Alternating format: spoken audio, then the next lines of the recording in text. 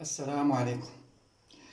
On va faire aujourd'hui l'exercice numéro 1 de la leçon conducteur ohmique.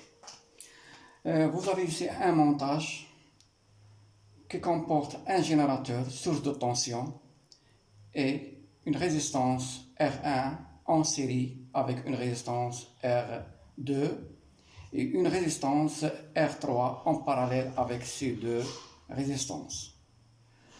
Alors le courant principal I qui sort du générateur, on le note I. Et les deux conducteurs, les deux intensités I1 et I2, ce sont des courants secondaires. L'un passe à travers R2 et l'autre passe à travers R3. Les données. On donne la tension UAC est égale à 6 volts, I est égal à 0,152 ampères et I2 est égal à 128 milliampères. Alors, on vous demande de calculer l'intensité I1 du courant traversant le conducteur ohmique de résistance R2. Justifie. Alors, exercice, ou bien question numéro 1. D'après la loi du nœud au point A, parce que A c'est un nœud, alors le courant qui entre par le point A sort par le même point. Alors, d'après la loi du nœud, on veut chercher tout simplement I1. D'après la loi du nœud au point A, on a le courant qui entre est égal à la somme des courants qui sort, I1 plus I2. Donc, I1 est égal I moins I2. Application numérique, I1 est égal I est égal à 0,152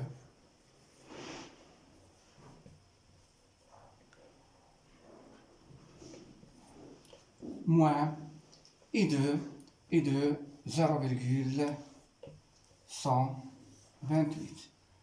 On le convertit en ampères, qui est égal à 0,024 ampères. Voilà la valeur de courant qui passe à travers R2. Question numéro 2.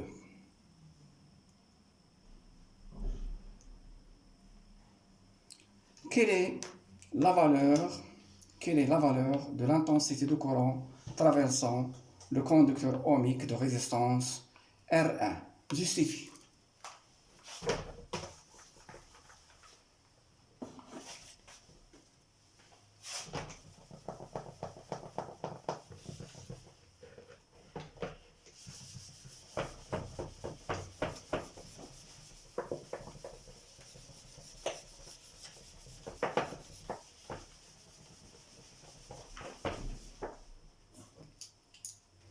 Alors, 2. Comme vous le voyez bien, la résistance R1 et la résistance R2 sont en série. Donc, le courant I1 qui entre dans la résistance numéro 2 est égal au même courant qui passe à travers R1.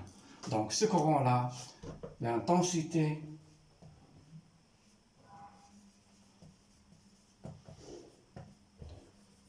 du courant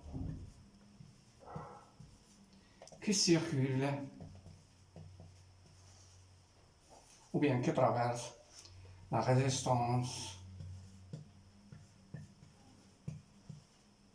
R1 est le même et I1 est égal à 0,024 ampères, car R1 et R2 sont en série.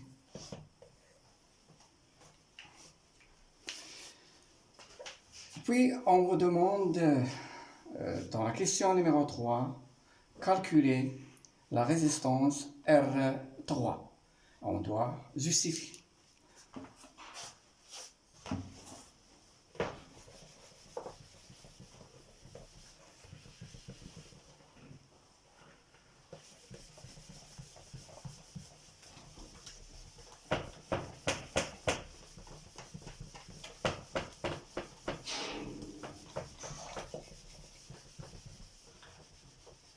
Donc,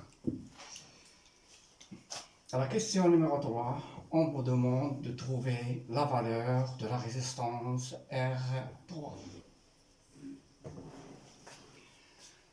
Alors, pour trouver R3, connaissons I2 et la tension entre les bornes AC. On doit flécher la tension UAC. Voilà la tension UAC. Donc, d'après la loi de d'Ohm, UAC est égal à R3 fois I2. D'après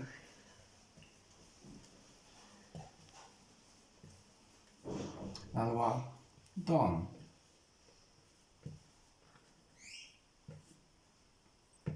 UAC est égal à R3I2. Donc, R3 est égal à UAC divisé par I2. Application numérique. R3 UAC est égal à 6 volts et I2 est égal à 0,128 parce que le courant doit être en ampères. Est égal à 46,87 ohms.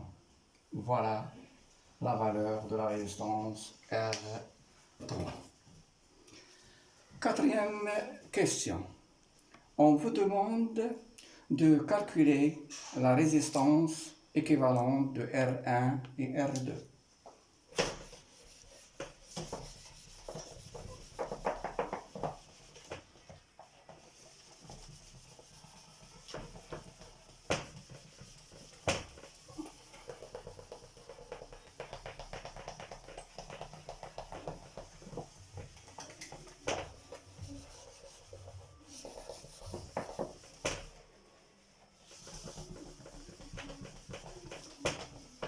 Voilà.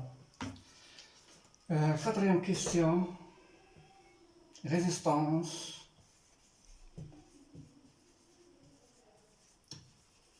équivalente de R1 et R2.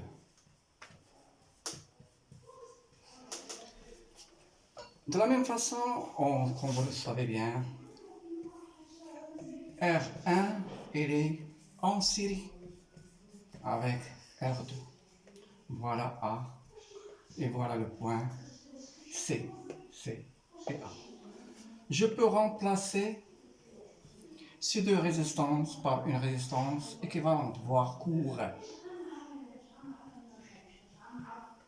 A et le point, pardon, ici vous avez le point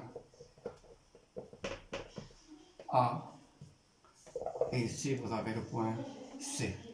Donc le point A et le point C est la résistance équivalente de R1 et R2. Je remplace R1 et R2 par une résistance équivalente. Le courant qui passe à travers ce résistant, le courant qui passe à travers R1 et R2 est I1. Ici, vous avez la tension UA. C. Donc, la résistance équivalente de R1, comment peut-on mettre? On a d'après la loi, d'Ohm,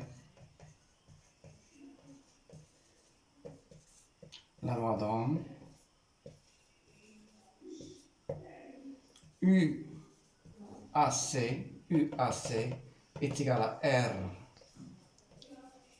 équivalent multiplié par I1. Ça veut dire quoi?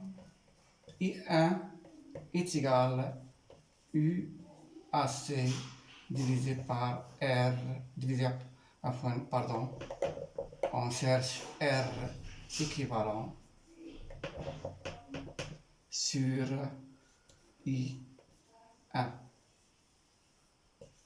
Application numérique, R équivalent, la résistance équivalente de R1 et R2 est égale à UAC, c'est-à-dire 6, sur I1.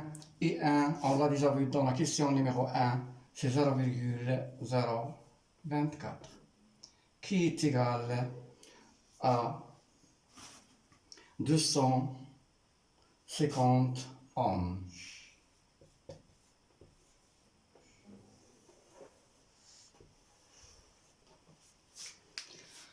Voilà la résistance équivalente de R1 et R2. Passons à la question numéro 5. Calculer la résistance équivalente de R1, R2 et R3.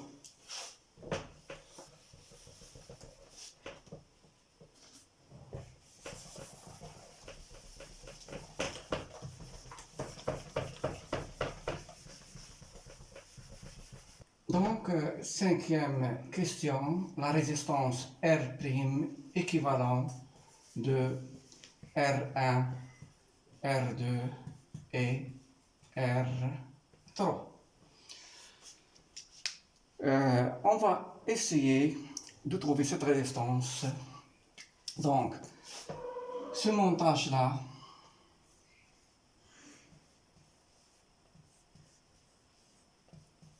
R1, R2,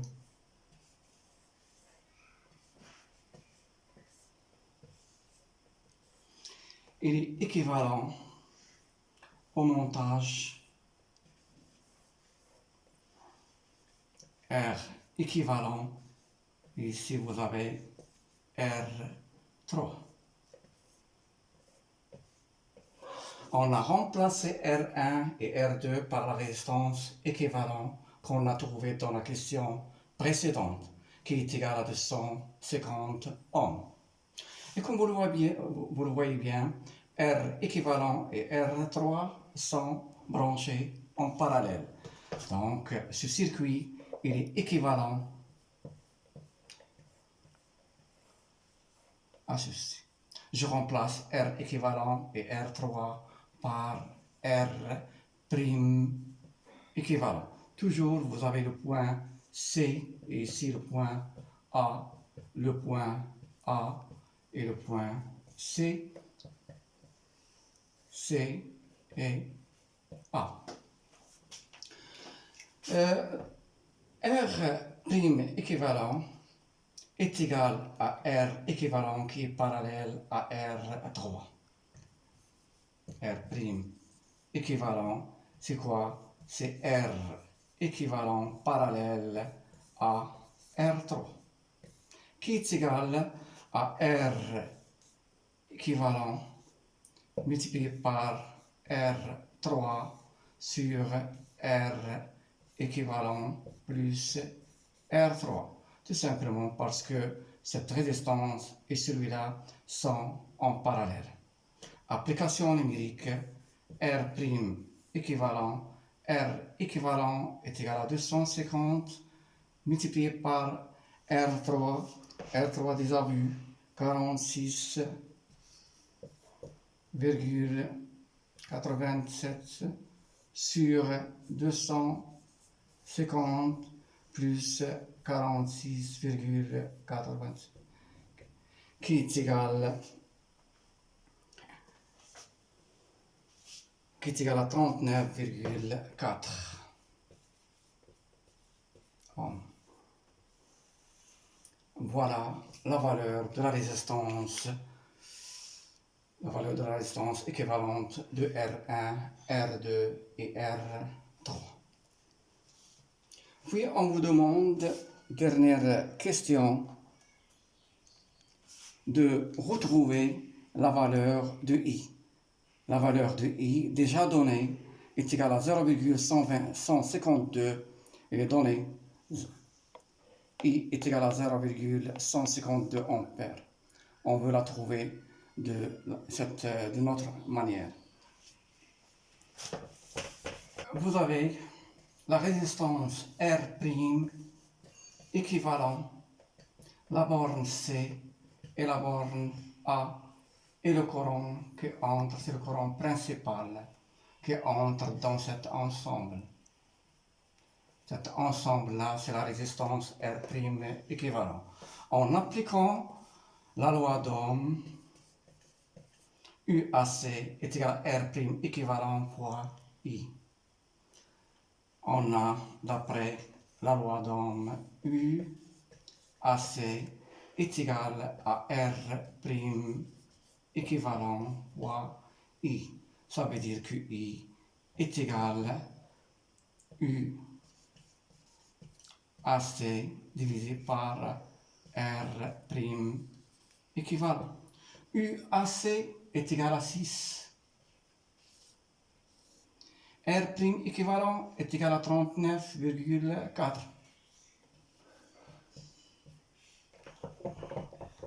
Donc, on trouve I est égal à 0,152 ampères. Alors, je vous remercie. On se verra la prochaine fois.